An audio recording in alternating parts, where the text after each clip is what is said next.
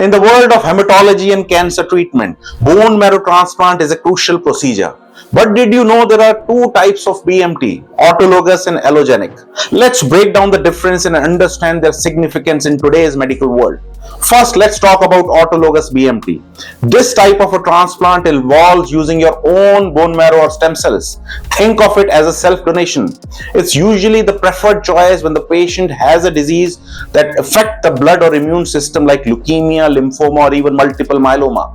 In this process, healthy stem cells are collected from the patients before they undergo intense treatments like chemotherapy or radiation.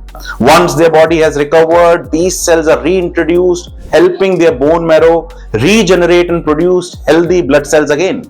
On the other side, we have allogenic BMT. This involves receiving bone marrow or stem cells from a donor, usually someone genetically matched, like a sibling or even an unrelated donor from a registry.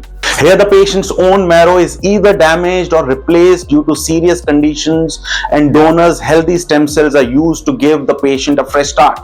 Mostly used in cases like sickle cell anemia. This transplant is more complex as it comes with the risk of GVHD, which is also called graft versus host disease, where the donor's cells may attack the recipient's body.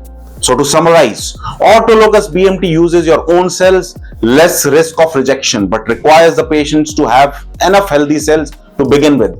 Allogenic BMT, while offering a potentially life-saving option in cases where the patient's bone marrow is severely damaged, carries more risk, especially GVHD.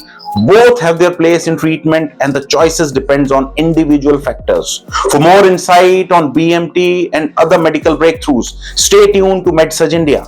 Don't forget to like, share and subscribe for more engaging healthcare content.